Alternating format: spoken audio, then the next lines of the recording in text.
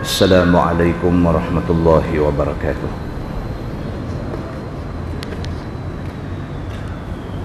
Alhamdulillah wa bihi nasta'in.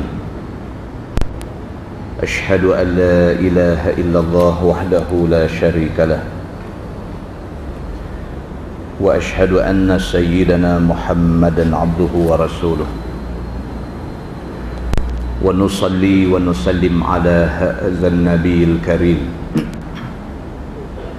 sayyidil mursalin wa ala alihi wa sahbihi ajma'in. Amma ba'd. Ayyuhal mu'minun ittaqullah. Usikum wa iyaya bitaqwallah faqad fazal muttaqun. Muslimin dan muslimat, mudah-mudahan dirahmati Allah Subhanahu wa ta'ala. Di dalam sebuah hadis riwayat daripada Ibni Mas'ud radhiyallahu anhu, kata dia, qala Rasulullah sallallahu alaihi wasallam, laisal mu'min bit-ta'an wala la'an wala fahish wala al-bazi, atau kama qala, hadis riwayat Imam At-Tirmizi. Nabi sallallahu alaihi wasallam bersabda, kata Nabi, bukanlah seseorang itu dianggap orang yang beriman apabila dia ada sifat-sifat berikut. Yang pertama, at-ta'an, iaitu dia suka mencemar nama orang lain. Yang kedua, walal la'an, dan tidaklah dianggap dia orang yang beriman kalau sekiranya dia suka melaknat. Yang ketiga, dia tidaklah dianggap orang yang beriman walal fahish, kalau sekiranya dia satu orang yang suka buat benda keji. Dan yang keempat, walal bazi, dan tidak dianggap dia beriman kalau sekiranya dia satu orang yang kotok mulut, suka bercakap benda lucah. Hadis itu riwayat Imam At-Tirmizi. Muslimin dan muslimat yang dirahmati Allah sekalian, daripada hadis itu dapat kita faham bahawa Islam, agama kita, Islam tak mau umat dia terdiri daripada orang-orang yang buruk akhlak. Mana-mana orang yang suka mencemar nama orang lain, mana-mana orang yang suka membawa benda-benda terkutuk, benda-benda laknat, benda-benda keji dan benda-benda kotor, mereka bukan orang yang beriman, kata Nabi sallallahu alaihi wasallam. Tidak boleh cakap huduh, tidak boleh cakap buruk, tidak boleh cakap tak elok, bukan sahaja kepada sesama manusia, bahkan kepada apa-apa juga makhluk Allah tidak boleh cakap tak elok. Dalam sebuah hadis riwayat daripada Abi Hurairah radhiyallahu anhu, kata dia, sami'tu Rasulullah sallallahu alaihi wasallam yaqul, ar-rih min rauhillah ta'ti birrahmah wa ta'ti bil'azab, fa idza ra'aytumuha fala tasubbuha wasallullaha khairaha wasta'idzu billahi min syarriha, atau kama qal, hadis riwayat Imam Abu Daud. Nabi sallallahu alaihi wasallam bersabda, Nabi kata, ar-rih min rauhillah, angin adalah rahmat Allah. Nabi ingatkan kita, angin ataupun udara adalah merupakan rahmat Allah. Tetapi rahmat Allah ini Nabi kata ta'ti birrahmah wa ta'ti bil azab. Kadang-kadang angin membawa rahmat, tapi kadang-kadang angin membawa azab. Fa idza ra'aitumuha fala tasubbuha. Nabi kata apabila kamu tengok angin, maka jangan kamu mencaci ataupun memaki ataupun kata tak elok kepada dia. Angin, ramai orang marah angin. Bila angin kuat dia marah angin. Bila angin ataupun udara panas dia marah. Apa pasal panas sangatlah ni, duduk pun tak selesa, nak semayang pun rasa tak khusyuk dan sebagainya, dia marah angin. Marah angin pun tak boleh. Nabi SAW kata kalau sekiranya angin itu membawa sesuatu yang kamu tidak suka, yang kamu rasa tidak selesa, yang kamu rasa tidak senang dengan dia, fala tasubbuha, maka jangan kamu mencaci, jangan kamu memaki, jangan kamu kata tak elok kepada angin itu. Wasallullaha khairaha, sebaliknya minta kepada Allah supaya angin itu bawa kebaikan kepada kamu. Wasta'idzu billahi min syarriha, dan minta berlindung dengan Allah daripada keburukan yang mungkin dibawa oleh angin itu. Hadis itu riwayat Imam Abu Daud. Muslimin dan muslimat yang dirahmati Allah sekalian, demikian juga kita tidak boleh mencaci, tidak boleh memaki, dan tidak boleh kata tak elok kepada benda-benda yang tidak elok yang menimpa kita. Dalam sebuah hadis riwayat daripada Jabir radhiyallahu anhu, kata dia anna Rasulullah sallallahu alaihi wasallam dakhala ala ummi Sa'ib, faqala an-nabi sallallahu alaihi wasallam ma laki ya umma Sa'ib tuzafzifin, qalat al-humma la barakallahu fiha. Faqala an-nabi sallallahu alaihi wasallam la tasubbil humma fa innaha tuzhibu khataya bani adam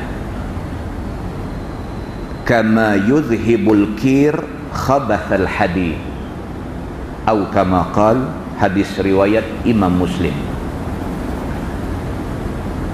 Seorang sahabat yang bernama Jabir radhiyallahu anhu, dia menceritakan, dia kata satu hari Nabi SAW masuk ke rumah Ummu Sa'ib. Nabi masuk rumah satu orang perempuan nama dia Ummu Sa'ib. Kebetulan Nabi pergi ke rumah dia ketika dia tengah sakit. Bila Nabi sampai di rumah Ummu Sa'ib ini, Nabi tengok dia, hal keadaan dia nampak macam tak berapa sihat. Maka Nabi kata kat dia, Nabi kata ma laki ya Ummu Sa'ib tuzafzifin. Nabi kata apa kena dengan kamu ni wahai Ummu Sa'ib, kamu nampak macam menggeletak. Nabi pergi ke rumah dia, nampak dia duduk dalam rumah ni nampak macam orang duduk ketah, macam orang demam duduk terketak-ketak. Maka Nabi tanya dia, Nabi kata wahai Ummu Sa'ib, apa hal dengan kamu ni tuzafzifin, kamu kelihatan macam duduk terketak-ketak. Jawab Ummu Sa'ib, dia kata al-humma, dia kata aku demam panas, dia kata aku tak sihat, aku demam panas. Sekali dengan dia kata dia demam panas, dia sambung kata, dia kata la barakallahu fiha, dia kata mudah-mudahan Allah tidak memberkati penyakit ini. Dia marah lah, dia demam, dia rasa tak selesa kerana dia demam, maka dia nak marah penyakit demam yang kena ke dia ni. Bila Nabi kata kat dia apa hal dengan kamu, nampak kamu macam terketak-ketak, dia kata al-humma, saya demam panas, la barakallahu fiha, mudah-mudahan Allah tidak berkati sakit aku ni, demam panas aku ni. Nabi SAW bila dengar macam tu, Nabi terus nasihat dia. Nabi kata la tasubbil humma. Nabi kata janganlah kamu mencaci, jangan kamu mencemuh penyakit demam panas yang kena ke kamu ni. Fa innaha tudhibu khataya bani Adam. Nabi kata kerana penyakit apabila timpa manusia, dia mengkifaratkan dosa-dosa manusia itu.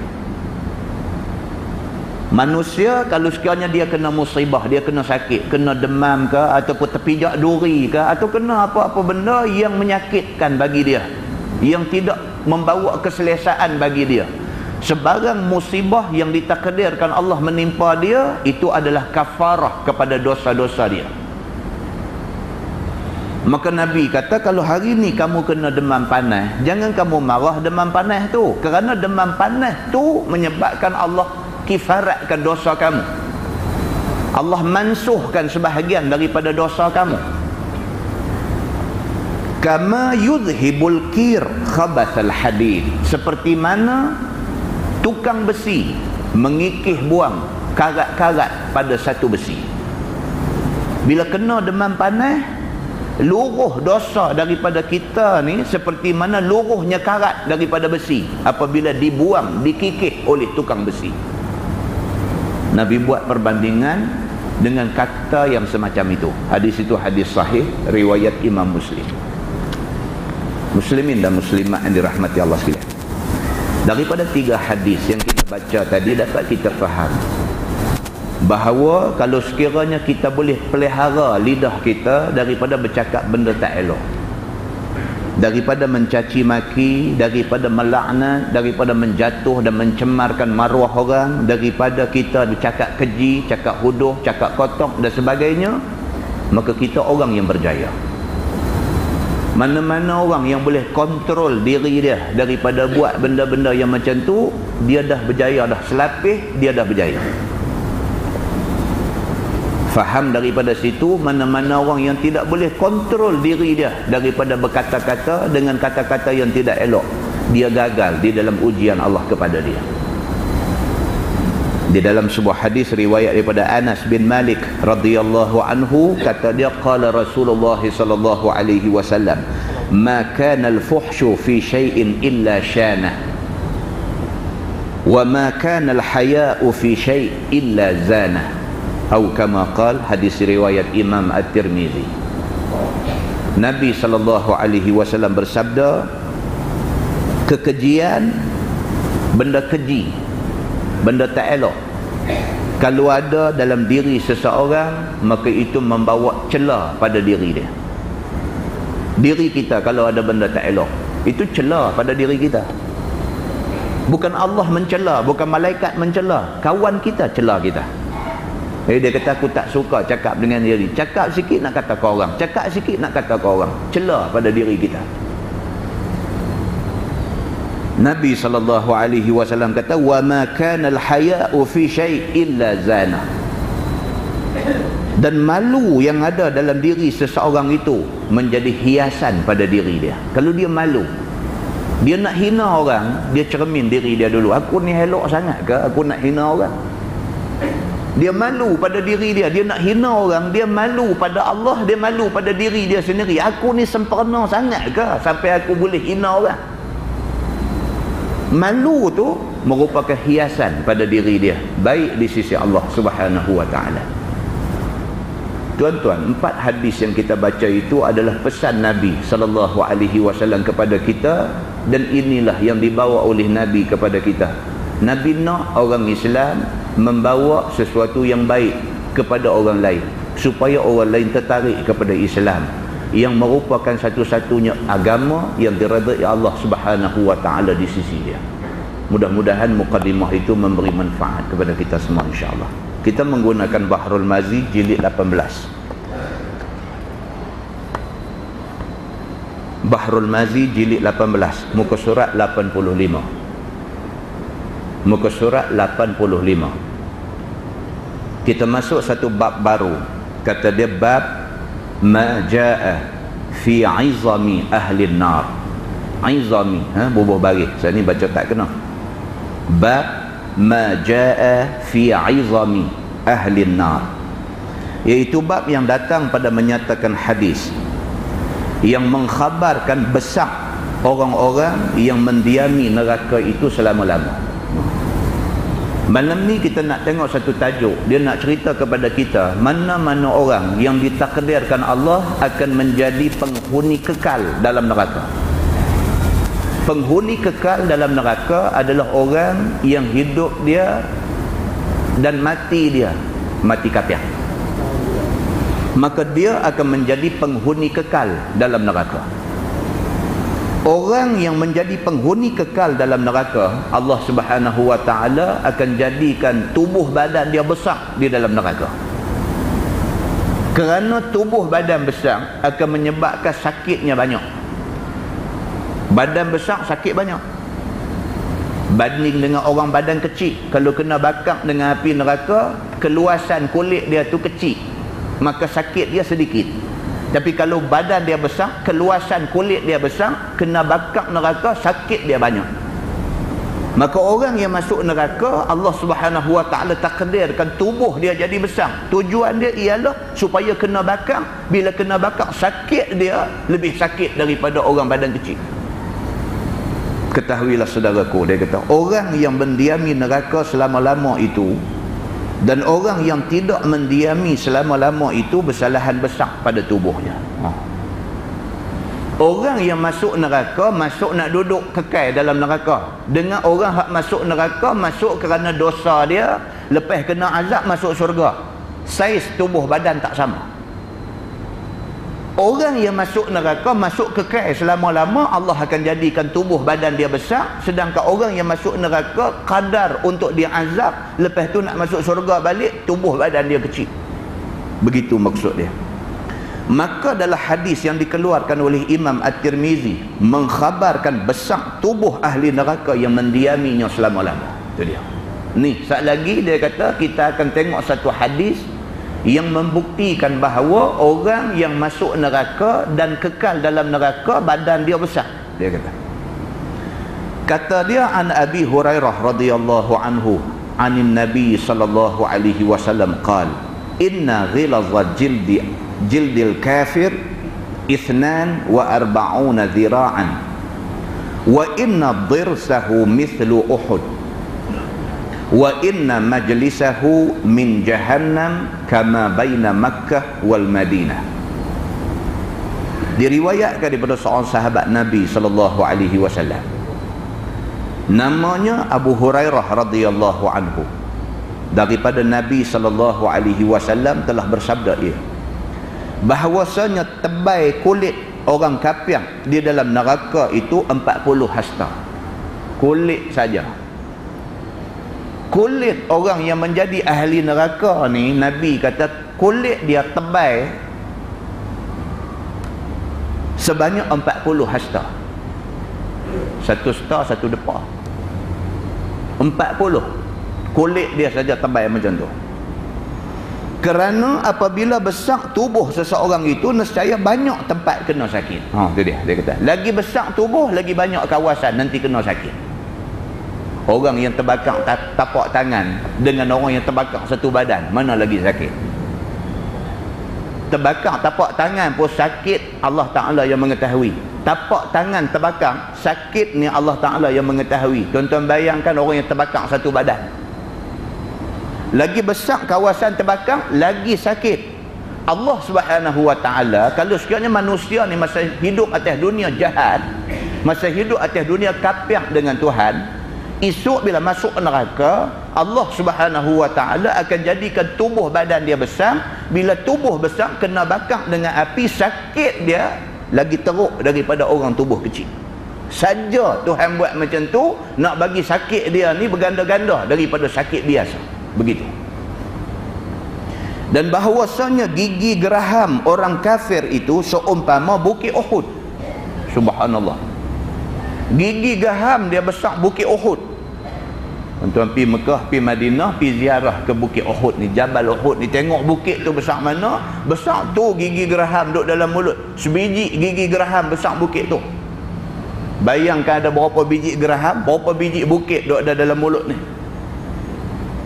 Dan bahawasanya tempat duduknya daripada neraka Jahannam itu sebagaimana antara Makkah dan Madinah. Mekah dengan Madinah tuan-tuan naik bas 5 jam 6 jam perjalanan. Ahli neraka ni nak habaq kata besar ni besar tara mana, kalau dia duduk, tempat duduk dia tu daripada Mekah ke Madinah, tempat duduk dia saja besarnya sekok-sekok ahli neraka ni. Muslimin dan muslimat yang dirahmati Allah sekalian, kata At-Tirmizi bermula ini hadis hasan lagi sahih lagi gharib. Hadis sahih. Nak percaya tak percaya terpulang pada diri masing-masing. Sana kita tengok betul tak betul apa yang Nabi SAW bagi tahu ke kita. Allah nak lipat gandakan azab sakit yang kena pada orang derhaka ni, Allah nak lipat ganda ni, Allah buat macam tu. Maka azab Allah tidak ada umpamanya di atas dunia ni. Tak ada manusia yang boleh buat azab seperti mana azab Allah Subhanahu wa taala dari segi dahsyatnya. Begitu. Masalah dia kata geraham dan juga paha ahli neraka itu besar-besar sangat, dia kata. Demikianlah tersebut di dalam khabar daripada Nabi SAW. Seperti dalam hadis yang dikeluarkan oleh Imam At-Tirmizi, kata dia an Abi Hurairah radhiyallahu anhu anin Nabi sallallahu alaihi wasallam qala dhirsul kafir yawm al-qiyamah mithlu Uhud wa fakhidhuhu mithlu al-bayda wa maq'aduhu minan nar masiratu 3 mithlu ar-rabada. Maksud dia diriwayatkan daripada seorang sahabat Nabi SAW, nama dia Abu Hurairah radhiyallahu anhu. Kata dia telah bersabda Nabi SAW, bermula gigi geraham orang kafir pada hari kiamat seumpama satu gunung di negeri Madinah, namanya Gunung Uhud. Lagi sekali dia ulang, gigi geraham besar bukit Uhud. Dan paha orang kafir pada hari kiamat itu seumpama gunung di Madinah yang bernama Gunung Bayda. Ada satu bukit di Madinah nama dia Bukit Bayda. Paha orang kafir pada hari kiamat esok besar Bukit Bayda. Begitu. Dan tempat duduknya daripada neraka seumpama perjalanan 3 marhalah, yakni seumpama Ar-Rabazah, iaitu satu kampung tempat perkuburan seorang sahabat Nabi yang bernama Abu Dzar radhiyallahu anhu, iaitu jauhnya 3 marhalah. Daripada Madinah nak pergi kampung yang kata Ar-Rabazah ini 3 marhalah. 2 marhalah berapa kilometer?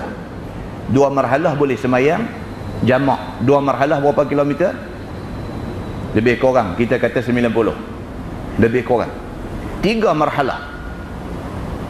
90 campur lagi 45 berapa? 100 lebih. 130 kilometer tempat duduk ahli neraka. Kalau dia duduk, kawasan yang ahli neraka ambil ialah 130 kilometer lebih kurang. Seorang-seorang ahli neraka tu nak duduk, dia memerlukan kawasan seluas 130 km. Sini sampai mana? Sampai Ipoh dah. Tak nak abang sini sampai Perlis apa marah pula. Abang sini pergi Kuala Selatan tu dia. Muslimin dan muslimat yang dirahmati Allah sekalian. Begitu.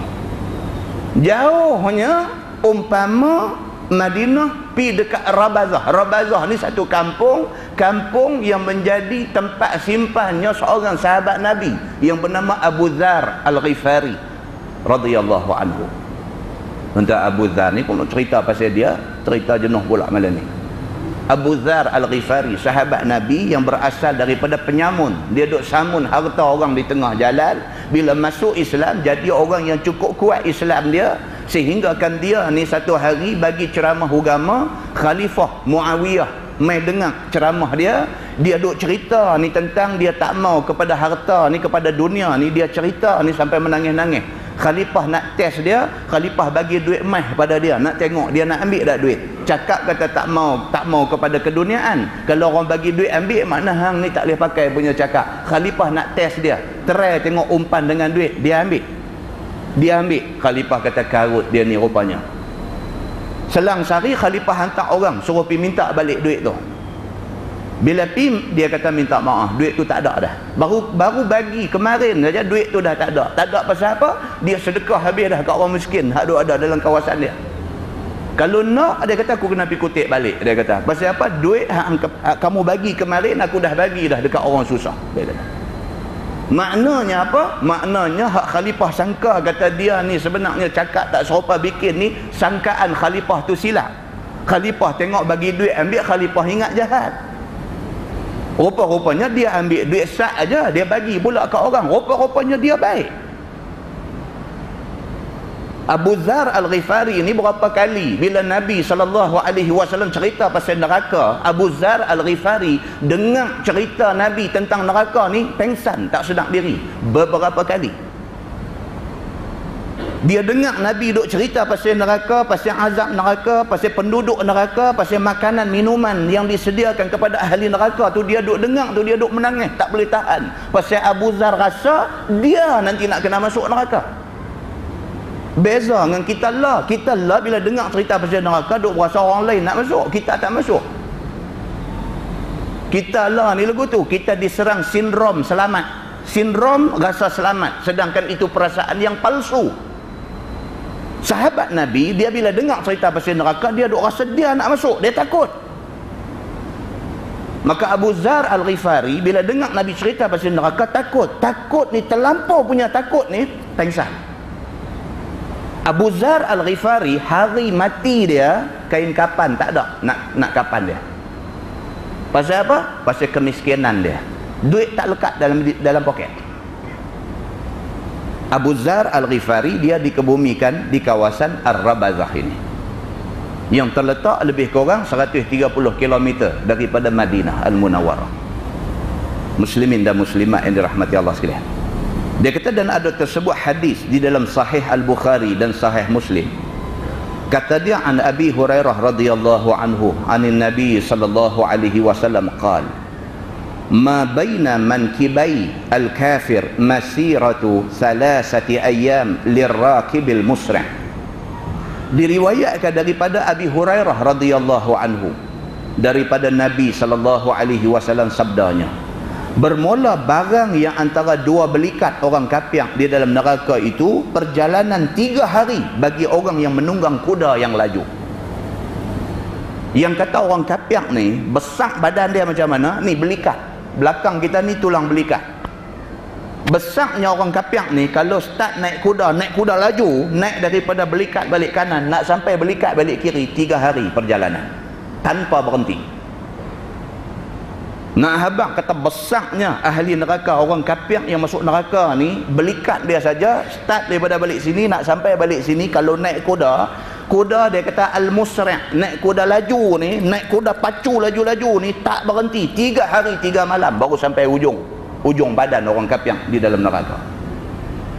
Tonton tengok ni kiasan-kiasan ataupun contoh-contoh yang Nabi bawa nak habaq kata besarnya tubuh ahli neraka.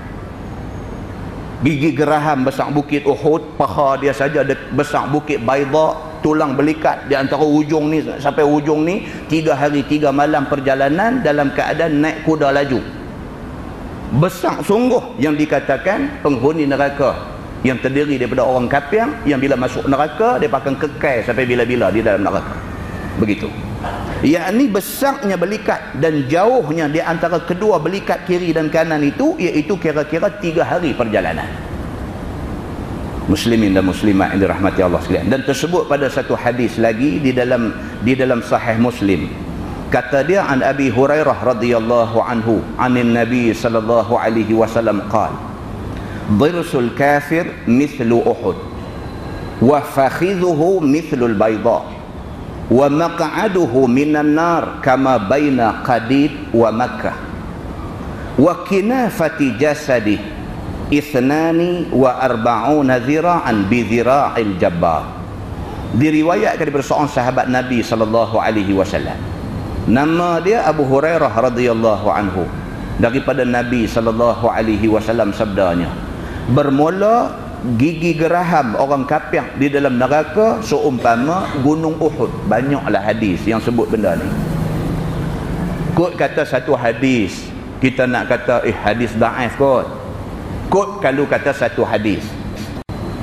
Banyak hadis, pula lagi hadis riwayat Al-Bukhari, hadis riwayat Imam Muslim yang ternyata ini hadis sahih. Yang menceritakan besarnya orang kafir yang masuk neraka ni, gigi geraham dia saja besar bukit Uhud, begitu. Dan pahanya seumpama gunung Baida. Dan tempat duduknya daripada neraka seperti barang yang antara tempat yang bernama Qadid dan juga negeri Makkah, dia kata. Satu kampung lain pula nama Qadid dengan Makkah. Jaraknya lebih kurang 3 marhalah juga.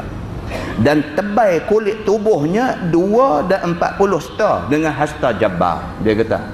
Manakala tebal kulitnya pula ialah 42 hasta, dia kata. Tadi kata 40 hasta, ni kata 42 hasta. Maksudnya besar yang dikatakan ahli neraka ini. Begitu. Masalah lidah orang kafir pada hari kiamat itu jadi panjang dia dan berjela-jela di atas tanah. Ni pula nak cerita tadi badan besar. Lidah orang yang jadi ahli neraka ni, Allah jadikan lidah dia ni terjulung keluar panjang berjela-jela. Begitu. Sudahlah tanah keluar berjela-jela meleret ke atas tanah dan dipijak akan dia oleh orang-orang. Pula ni azab penghuni neraka.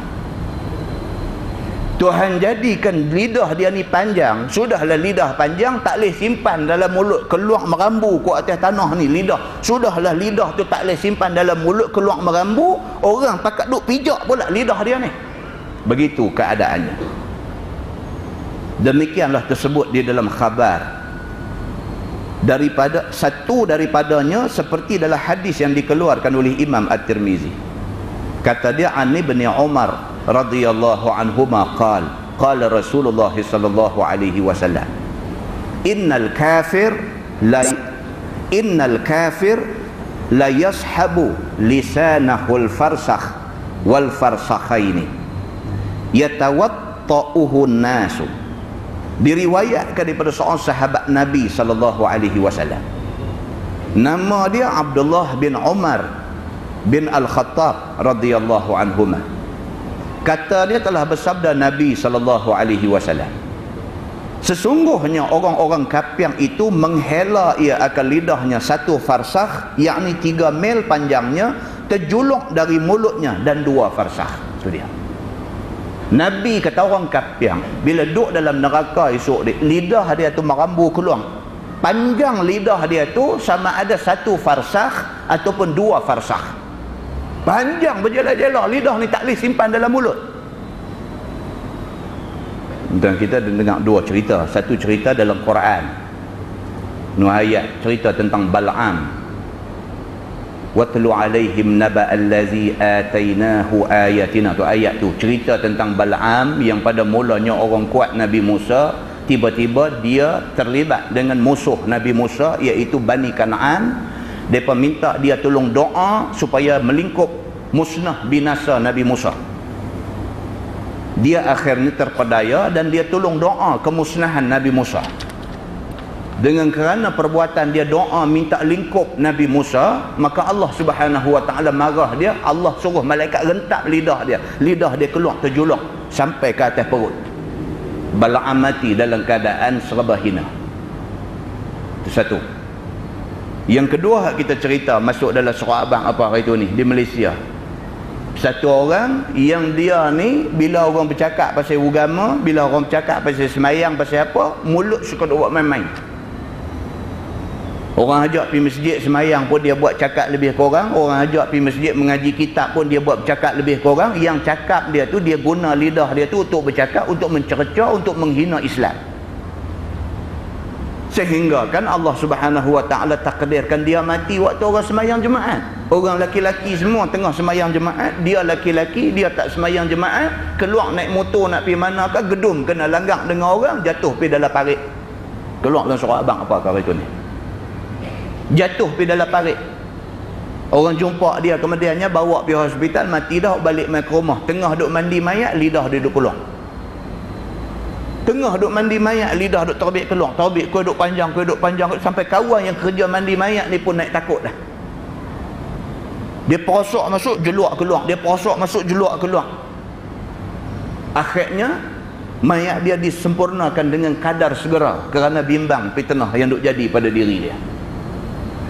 Muslimin dan muslimat yang dirahmati Allah sekalian. Malam ni pula kita jumpa pula satu hadis Nabi SAW kata manusia kafir yang duk guna lidah ni, duk guna dengan cara yang tidak disuruh oleh Allah Subhanahu Wa Taala, di hari akhirat esok Allah tarik keluar lidah bagi panjang berjela-jela. Lepas tu orang pakat mai pijak pula lidah dia ni sebagai satu azab bagi dia. Tuan-tuan cuba jelan lidah agak bagi sejam, tengok rasa macam mana. Sendiri buat, balik rumah tak saya duk jelan dah ni. Balik rumah tak lagi pakat jelan lidah. Jelan bagi agak sejam, tengok macam mana, boleh tahan tak boleh tahan. Sejam jelan lidah tak seduk masuk dalam mulut, rasa macam mana. Nak telai liak pun tak boleh, nak apa pun tak boleh, lidah duk terjelan lagu tu. Sejam pun teruk dah tuan-tuan. Bayangkan jadi ahli neraka yang kekal dalam neraka ni, dia tarik lidah keluar berjela-jela, suruh orang pijak pula lidah kita. Macam mana azab dia. Muslimin dan muslimat yang dirahmati Allah sekalian, dia kata dan memijak akan dia oleh orang-orang. Lidah ni dipijak pula oleh orang ramai. Kata At-Tirmizi, ini hadis gharib, dia kata. Bab baru, dia kata bab ma jaa fi sifati syarabi ahli an-nar. Itu bab yang datang pada menyatakan hadis yang mengkhabarkan rupa minuman ahli neraka. Ini pula dia nak habaqkan kita duduk dalam neraka dahaga. Tentu dahaga. Tuan-tuan, duduk tempat panas ni, mana pula tak dahaga. Ni cuaca lah ni cuaca panas ni, kita kira nak minum air aja. Pasal apa? Cuaca panas lah ni, panas ni. Suasana panas ni menuntut kita minum air. Tuan-tuan bayangkan duduk dalam neraka, panas. Panas ni minta air. Ada tak ada air? Dia nanti cerita agak kita. Ada tak ada air dalam neraka? Ketahuilah saudaraku, sesungguhnya isi neraka tu besar azab ke atasnya. Maka tiada apa satu yang datang kepada tubuhnya melainkan semuanya jadi azab pada dia. Ni yang kata ahli neraka ni, kalau duduk dalam neraka, apa juga benda mai kat dia tak jadi nikmat, sebaliknya jadi azab. Kalau ada angin, angin tu bukan nak awak sejuk, nak awak hangat. Kalau ada ayam, ayam tu bukan nak hilang dahaga, nak bawa azab. Kira dalam neraka ni, apa benda pun kalau mai, benda tu nak bagi tambah sakit. Tu cerita neraka, dia kata. Sekiranya ia lapar, maka lapar itu jadi azab. Lapar tu jadi azab kepada penduduk neraka. Dan jika makan, maka jadi barang yang dimakannya azab bagi dia. Tu dia. Lapang tu dah azab dah. Dia bawa main makanan. Makan makanan tu tambah azab. Bukan nak bagi hilang lapang, tambah lagi sakit. Begitu. Dan jika sekiranya ia dahaga, maka dahaga itu menjadi seksa kepada dia. Dahaga, seksa lah. Dahaga, ayah tak ada nak minum, seksa. Dan jika minum, maka barang yang minum itu jadi penyeksa bagi dia. Dahaga tu dah jadi azab. Dia buat mai pula satu jenis minuman, bila minum bertambah azab. Bukan nak hilang dahaga, bertambah azab. Begitu. Dan barang yang diminum itu semuanya barang yang huduh-huduh, sehabis-habis huduh, dia kata. Apa benda tuan-tuan? Duduk dalam neraka ni, minuman dia sehabis-habis huduh. Apa benda habis huduh? Kalau kita atas dunia ni, kita kata habis huduh ayak parit lah. Sebab minuman bagi kita, minuman habis huduh ayak parit lah. Ayak parit hak lagu duk ada atas dunia ni, kalau dapat kepuk ahli neraka esok cukup sedap. Tara ayak parit tu pun tak ada dalam neraka esok. Begitu.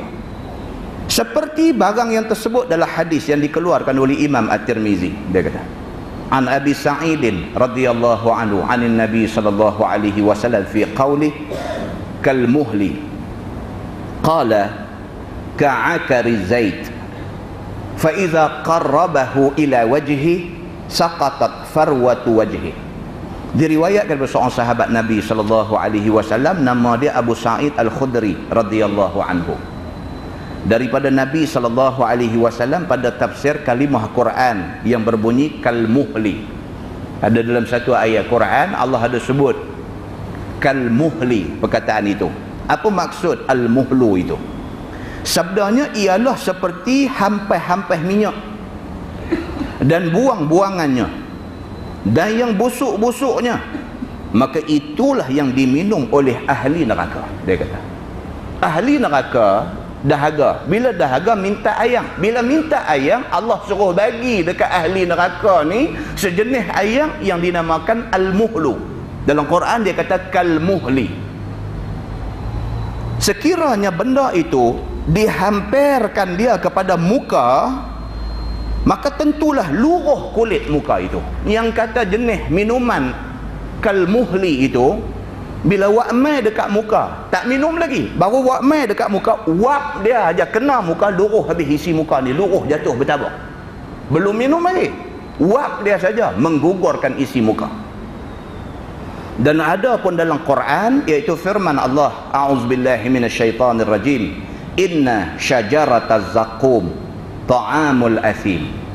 Bahawasanya pohon kayu yang bernama pohon zakum itu adalah makanan bagi orang yang berdosa dalam neraka. Itu dia. Masuk neraka boleh tengok yang kata pokok zakum ni macam mana. Tuhan dia menggambarkan yang dikatakan pokok zakum ini, dia kata mayang dia, mayang pokok zakum tu macam kepala syaitan, ka'annahu ru'usus syayatin.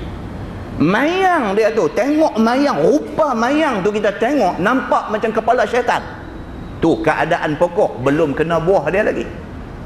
Ni yang Allah janjikan kepada orang yang berdosa. Firman Allah, kalmuhli yaghli fil butun kaghalil hamim. Maksudnya adalah ia seperti minuman yang bernama al-muhlu. Pokok zakum ini, dalam neraka dia ada pokok zakum, dan dalam neraka juga ada satu minuman yang dinamakan al-muhlu, yang menggelegak ya di dalam perut seperti gelegak ayak akan panasnya. Minum ni dia masuk di dalam perut, dia menggelegak, dia menggelegak tu menjadi azab kepada ahli neraka. Sekali lagi dia cerita lagi kat kita masalah. Dia kata ayak panas dituangkan atas kepala orang yang salah dalam neraka. Ni masuk neraka, di antara azab yang akan kena ialah dia ambil ayak hangat juruh atas kepala. Dalam sebuah hadis dia menceritakan orang yang akan kena azab ni, juruh ayak hangat atas kepala ni, ialah di antaranya orang perempuan yang tidak memakai tutup aurat. Tuan-tuan, ni kita duk mengaji ni, tuan-tuan tanya diri sendiri, ni orang duk suruh tutup aurat ya, apa benda ni? Main-main ke benda ni? Main-main ke benda ni? Sunat ke? Nak tutup-tutup, tak mau tutup tak apa.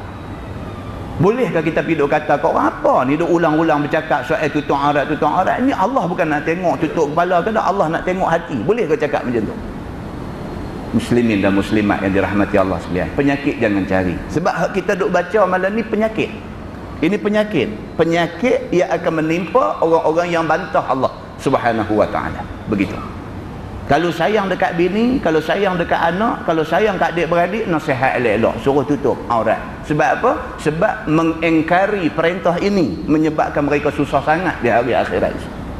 Muslimin dan muslimat yang dirahmati Allah sekalian, maka ayak panas dituang atas kepala orang yang salah dalam neraka. Maka iaitu pula satu seksa yang sangat azab dia, kerana ayak panas itu menghancurkan tubuh. Yang kata ayak hangat juruh atas kepala ni, bukan kepala saja sakit, tubuh badan hancur bila kena ayak panas ni. Dan tubuh itu tidak ia mati, masalahnya pula tak mati, duk hidup-hidup, duk kena dera tu, duk hidup-hidup. Kalau kena mati, lebih senang cerita, dia tak mati tuan-tuan. La yamutu fiha wa la yahya. Dalam Quran Tuhan kata orang yang masuk neraka ni la yamutu fiha, tidak mati dia di dalam neraka itu, wa la yahya, tapi tak hidup. Dia kata, apa maksud orang duduk dalam neraka ni tidak mati, tidak hidup? Apa maksud dia? Dia jelaskan di sana. Maksud la yamutu fiha, maksud tidak mati mereka dalam neraka, maksudnya tak mati ya, maksudnya hidup. Wala yahya, dan tidak hidup. Apa maksud tidak hidup? Maksudnya tidak hidup macam orang lain hidup. Orang lain hidup sehat, tak sakit. Dia hidup dengan duk menanggung kesakitan demi kesakitan. Hidup tidak ada makna hidup. Itu maksud dia. Muslimin dan muslimat yang dirahmati Allah sekalian. Dia kata air panas dituang sampai menghancurkan tubuh. Dan tubuh itu tidak ia mati. Bahkan merasai sakit yang berganda-ganda sahaja. Itu dia. Tak mati ni tuan-tuan, sakit ni Allah yang mengetahui lah. Itu sebab orang kata tengok orang aksiden hak teruk-teruk ni kan, pergi tengok kepala rebeh sebelah, duk hidup lagi. Allahu Akbar. Kadang-kadang adik-beradik hak tengok ni, kadang-kadang isteri hak tengok suami kena aksiden macam tu, pecah kepala sebelah, duk hidup lagi, duk menyawa lagi. Ni isteri tu punya tak tahan, bukan tak sayang dekat suami tu, tapi tak tahan tengok sengsara suami tu. Teringat dalam hati ni, ya Allah, dia kata kalau macam ni biar mati pun tak apalah. Pasal apa? Pasal hidup pun tak jadi macam orang lain punya hidup. Begitu. Sebagaimana tersebut dalam khabar yang dikeluarkan oleh Imam At-Tirmizi an Abi Hurairah radhiyallahu anhu anin Nabi sallallahu alaihi wasallam qala innal hamim la yusabbu ala ru'usihim fayanfuzul hamim hatta yakhlusa ila jawfi fayaslutu ma fi jawfihi hatta yamruqa min qadamaihi wa huwa as-sahru summa yu'adu kama kana. Tu dia tuan-tuan. Takut tuan-tuan bila kita baca hadis ni. Diriwayatkan daripada seorang sahabat Nabi sallallahu alaihi wasallam, nama dia Abu Hurairah radhiyallahu anhu. Daripada Nabi sallallahu alaihi wasallam bersabda ia. Sabda Nabi bahawasanya air panas di dalam neraka itu dituang di atas kepala orang yang masuk neraka. Orang yang masuk neraka ni Allah suruh malaikat tuang air panas atas kepala ni, tuang jatuh atas kepala. Maka ditembus oleh air panas itu akan kepalanya sehingga habis sampai perut dia. Tuang aja air tu atas kepala ni, dia jerak masuk, dia tembus masuk ke dalam badan, ke dalam apa ni, tembus masuk sampai ke dalam perut ni, habis semua. Maka habis hancur segala barang yang di dalam perutnya itu. Masuk air tu jurus atas kepala, dia masuk daripada atas kepala ni, dia masuk dalam perut, hancur semua perkakas yang ada dalam perut ni, dia kata. Yakni meleleh keluar dia daripada dua tapak kakinya. Keluar ni isi perut, isi badan ni hak hancur ni, dia jerap, dia terbit ke tapak kaki, dia kata. Begitu. Dan ia itu, air panas itu menghancurkan ia, dia kata. Kemudian dikembalikan sebagaimana sudah tadi. Dah habis jerat, habis semua hancur luluh satu badan, terbit turun ke tapak kaki, Tuhan bagi jadi elok balik macam badan manusia, jurus pula sekali lagi. Begitulah seterusnya berulang-ulang kali. Muslimin dan muslimat yang dirahmati Allah, saya baca satu majalah cerita tentang kekejaman Pol Pot, Khmer Rouge, apa nama, di Vietnam. Dia dera orang. Dia ada satu special tools, dia kata satu alat specialnya. Dia nipih macam pisau, macam blade kita duk cukok ni, nipih macam tu. Dia guna benda tu habuan dera orang. Kalau dia dera orang, dia nak maklumat daripada orang tu, dia guna benda hak nipih macam pisau cukok ni, dia selit masuk celah kuku. Dia selit masuk celah kuku, dia selinak. Meraung tuan-tuan, terkeluar rengkung, meraung. Dia masuk bawah kuku tu, macam pisau tu, macam blade tu masuk bawah kuku, dihirih. Dihirih, rap, sakit ni Allah yang mengetahui. Dihirih, habis pergi satu kuku. Kita duk dengar ni pakai pelayar kapit kuku tarik. Ni tak, Khmer Rouge ni dia tak pakai macam tu. Dia pakai blade tu, masuk dah special punya, masuk dalam. Ada orang kena sampai 10 jari. Sakit ni sampai akhirnya jari jadi krem, tak boleh nak bengkok. Terlampau punya untuk tahan sakit. Tuan-tuan bayangkan, penderaan itu bukan sahaja fizikal, mental kena torture. Muslimin dan muslimat yang dirahmati Allah sekalian. Kita baca tu, kita dok rasa seria kuku ni. Kita baca, kita rasa seria kuku. Kita rasa dahsyat dah azab yang ada atas dunia ni. Akhirat esok lagi dahsyat daripada tu. Azab Allah di hari akhirat esok jauh lebih dahsyat daripada tu. Inilah yang nak diterangkan oleh Nabi SAW kepada kita semua. Dia kata telah bersabda Nabi SAW, air panas ni dijurus, dia kata telah bersabda Nabi bahawasanya ayak panas di dalam neraka itu dituang atas kepala orang yang masuk neraka. Maka tembus ayak panas itu akan kepala sampai ke perut dan habis hancur barang yang di dalam perut, meleleh sampai keluar di dua tapak kaki, dan iaitu ayak panas itu menghancurkan. Kemudian dikembalikan sebagaimana sudah. Jadi elok balik buat pula, elok balik buat pula. Dan itulah hal ahli neraka yang diazabkan dengan mandi ayak panas itu. Kata At-Tirmizi, ini hadis hasan lagi sahih. Itu dia. Masalah dia kata ahli neraka minum ayak danong. Ayak danong bukan ayak di Pekan Danong Thailand tu. Ayak Pekan Danong tu sudah. Ayak danong ni ayak kotok yang ada dalam neraka. Kata dia, maka ayak danong itu iaitu ayak nanah daripada kulit dan daripada daging yang akan dia minuman ahli neraka. Yang kata ayak danong ni ayak nanah, ayak bisa, ayak nanah yang terbit daripada kulit dan daging ahli neraka. Tak lalu lah tuan-tuan. Kita duduk dengar cerita macam ni. Tuan-tuan pernah dengar orang kena kencing manis? Kena kencing manis. Orang kena kencing manis ni minta jangan luka. Luka nak jadi pasal. Yang kata orang kena kencing manis ni minta jangan luka. Luka aja jadi pasal. Start dengan sikit melecup sikit aja, lepas tu jadi pasal. Dia meroyak.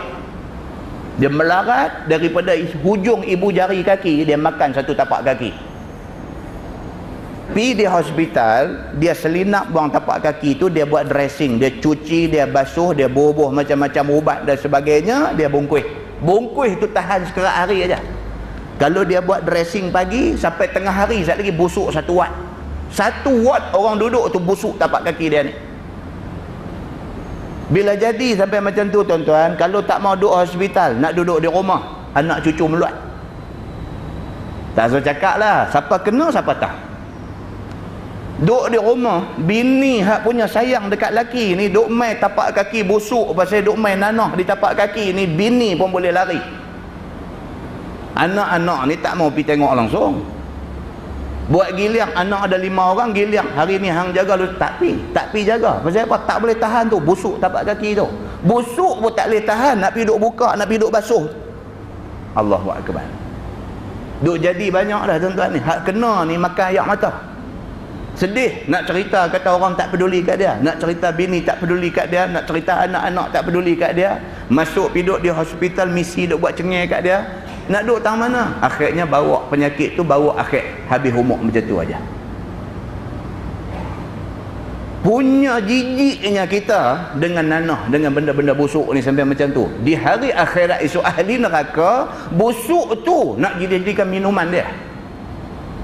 Bukan suruh pergi basuh kaki orang kena kencing manis dalam neraka, tak. Busuk tu, nanah hak duk meleleh menitik, busuk satu watt tak boleh tahan tu, busuk tu dia perah masuk dalam cawan suruh minum.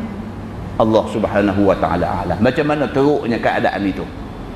Baik, dia kata dan danong itu iaitu ayak nanah daripada kulit dan daripada daging yang dijadikan dia minuman ahli neraka. Dan kata Muhammad bin Ka'ab Al-Qurazi, ayak danong yang diberi minum orang-orang kafir dalam neraka itu iaitu ayak daging dan juga ayak nanah yang mengalir daripada segala faraj orang perempuan yang berzina. Itu dia. Di antaranya benda tu dia mai daripada kemaluan orang perempuan yang di atas dunia ni dia biasa berzina. Di hari akhirat esok dan neraka, Allah jadikan kemaluan dia ni mengeluarkan benda busuk. Benda tu bagi minum kepada ahli neraka lain. Begitu. Maka itulah setengah daripada minuman ahli neraka. Dan ayak danong itu bukannya busuk sahaja, bahkan adanya itu menjadi seksa dengan dia, lagi amat bisanya pula. Itu dia. Bukan takat busuk aja. Busuk ni dah jadi satu azab dah. Dia jadi seksa pula, bahkan bisa tu busuk pun. Minum ni bukan tak boleh minum pasal busuk aja. Pasal dia bisa, dia boleh jadi sakit pula kat kita yang minum ni. Dia sampai macam tu. Iaitu apabila hampir ia ke muka, luruh daging muka. Tu dia. Yang kata ayak danong ni pun busuk dah sepasal, mai dekat dengan muka, panas dia tu luruh, isi muka kita luruh habis. Dan luruh segala daging yang ada di mukanya. Dan apabila masuk perut, maka hancur isi perut dibuatnya. Demikianlah tersebut di dalam khabar seperti dalam hadis yang dikeluarkan oleh Imam At-Tirmizi. Kata dia, an Abi Umamah anin Nabi sallallahu alaihi wasallam fi qaulih wa yusqa min ma'in sadid yatajarra'u qala yuqarribu ila fi fayakrahu. Diriwayatkan daripada seorang sahabat Nabi sallallahu alaihi wasallam, nama dia Abu Umamah radhiyallahu anhu, daripada Nabi sallallahu alaihi wasallam pada tafsir firman Tuhan yang kira-kira maksudnya dan diberi minum daripada air danur akan ahli neraka itu. Diteguknya akan dia seteguk, kemudian daripada seteguk. Bukannya minum dan telan dengan seterusnya. Dia kata nak minum air danuk ni pula tak boleh minum sedah itu, tak boleh. Dia nanti minum sikit saja Tuhan buat macam tu. Kita tentang kalau nak makan ubat jenis pahit ni, kita nak makan sikit-sikit tu lah. Sedah lah, sedah.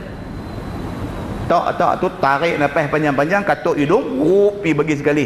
Nak pahit-pahit pun sedah tu aja. Aduk kena rok sikit-sikit lagu tu. Tak mau ha? Benda bukan benda sedap. Benda tak sedap. Tak sedap ni sedah sudah bagi habis. Begitu. Di neraka esok dia buat main air danuk ni, kita nak buat style tu minum sedah bagi habis tu tak boleh. Dia bagi kita minum sikit-sikit. Allahu akbar. Bila sikit-sikit jadi dera dekat kita. Begitu. Bahkan satu teguk kemudian daripada lepas satu teguk, kerana pahitnya dan kerana panas dan kerana busuknya tak boleh pi. Nak pi sekali tu tak boleh. Tuhan dah tentukan benda tu kita terpaksa hirup banyak kali. Begitu. Sabda Nabi sallallahu alaihi wasallam lagi, dihampir kepada mulut ahli neraka, maka enggan dan benci akan dia semacam tidak tertelannya. Bila buat main mula-mula tu minuman tu, yang tadi dia duduk dalam neraka dia panas, dia duduk minta air, dia dahaga, dia duduk minta air. Bila buat main air danung, dia tengok air tu dia tak mah. Cerita Nabi nya begitu. Buat main depan dia tak mah. Begitu. Kata dia, fa iza udniya minhu syawa wajhah wa waqa'at farwatu ra'si fa iza syaribahu qatta'a am'a'ahu hatta takhruja min duburi. Maksudnya, maka apabila didekatkan dia daripadanya ke mukanya, bila minuman tu buat main dekat dengan muka, nescaya masuk daging mukanya itu dan guguk kulit kepalanya. Itu dia. Dia duk main macam tu lah. Jenis minuman dalam neraka ni semua jenis tu. Jenis nak bagi luruh diisi daging, jenis nak bagi hancur benda yang ada dalam perut. Maka apabila minum ia akan dia, nescaya putih segala isi perut hingga keluar dia daripada duburnya. Dia kata dia. Tuan-tuan, macam ni punya Tuhan duk abang. Kan suruh Nabi abang kat kita. Tak tahu lah. Kalau ada lagi manusia dia duk buat tak heran. Dia duk buat tak heran dengan benda-benda dosa ni, dia duk buat tak heran. Banyak tentang benda dosa ni, banyak dalam dunia ni. Benda dosa ni banyak. Banyaklah, daripada benda yang kita anggap kecil sampai benda yang paling besar. Sampai ke peringkat orang ambil Quran hampuk atas tanah pijak, yang tu besar lah, dosa besar lah. Cukup teruk lah ambil Quran hampuk atas tanah pijak, dosa cukup besar lah. Sampai ke dosa kecil-kecil, dosa lah. Kalau kata dosa, dosa lah. Tak usah kata apa lah, tak usah kata yang ni tak ada apa, ni kecil. Tak, dosa-dosa lah. Bahkan Nabi kata dosa besar itu ialah dosa yang dilihat kecil oleh manusia, dia jadi besar. Manusia dia melihat benda tu, alah yang ni dosa ni kecil ya. Dia melihat dosa tu kecil, itu dosa besar, dia kata. Jadi dosa ni semua nak bawa kepada benda-benda yang kita duk baca ni. Tengok tahap dosa tu setara mana. Kalau dosa tu sampai ke tahap teruk, maka balasan dia amatlah teruknya. Kalau dosa tu pada tahap yang ringan, maka azab yang dikenakan mudah-mudahan ringan. Yang dikatakan azab paling ringan dalam neraka ni apa dia? Dalam hadis Nabi SAW kata, dibawa mai kepada dia sepasang kasut. Apabila penghuni neraka tu serlum aja pakai kasut tu, yarli minhuma dimaruh, mendidih otak dalam kepala. Maka itulah azab paling ringan yang Allah sediakan kepada orang yang masuk neraka. Jadi kesimpulan dia apa? Tak ada benda yang dikatakan dosa yang kecil, yang azab dia kecil, tak ada. Habis kecil menggelegak otak dalam kepala. Muslimin dan muslimat yang dirahmati Allah sekalian. Sambung hadis tu dia kata, yaqulullah wasuqu ma'an hamimah faqatta'a am'a'ahu. Maksudnya berfirman Tuhan dalam Qurannya, dan diberi minum mereka itu dengan ayak panas, iaitu ayak yang telah dinyalakan api ke atasnya dari semenjak dijadikan dia. Tu dia ayak tu, ayak yang Allah nak bagi ahli neraka minum tu. Ayak tu sejak daripada Tuhan buat neraka, ayak tu dah mendidih dah. Makan dia memerlukan api, maka Nabi Adam minta kepada malaikat supaya malaikat merayu kepada Allah supaya diberikan kepada dia api nak masak makan. Nak banyak mana? Dia kata buat mailah barang sebesar buah kurma. Malaikat Jibril bagi tahu dekat Tuhan, dia kata, ya Allah, Adam minta api untuk nak buat masak makan. Tuhan tanya Jibril, dia kata nak besar mana? Nak banyak mana api ni? Dia kata Adam minta barang sebesar buah kurma. Tuhan kata apa? Tuhan kata kalau ambil api sebesar buah kurma, api hak ada masa tu neraka aja, orang lain tak ada api. Kalau nak api, Tuhan kata api neraka besar buah kurma, wak turun mai ke muka bumi ni hangui 7 petala langit dan bumi. Tuhan kata kalau ambil api neraka tu besar buah kurma, wak turun mai nak bagi Adam pakai, bukan hangui bumi ni, 7 petala langit dan bumi hangui rentung habis. Jibril kata kalau macam tu bagi kadar sebelah buah kurma. Tuhan kata kalau nak sebelah buah kurma, nak wak mai api neraka ke dunia ni sebesar sebelah buah kurma, apa yang pasti Tuhan kata ayak tidak akan turun walau setitik, dan tidak ada satu pun tumbuh-tumbuhan akan tumbuh di bumi. Dengan adanya api neraka sebelah buah kurma atas muka bumi ni, hujan tak turun walau setitik. Panas bumi ni sampai hujan tak boleh turun, pokok sepokok pun tak boleh tumbuh. Jibril kata kalau macam tu bagilah sebesar zarah daripada api neraka. Tuhan kata tak apalah, kalau sebesar zarah kamu pi ambil, tapi sebelum buat turun, Tuhan kata pi rendam di dalam 70 batang sungai di syurga. Tiap-tiap sebatang sungai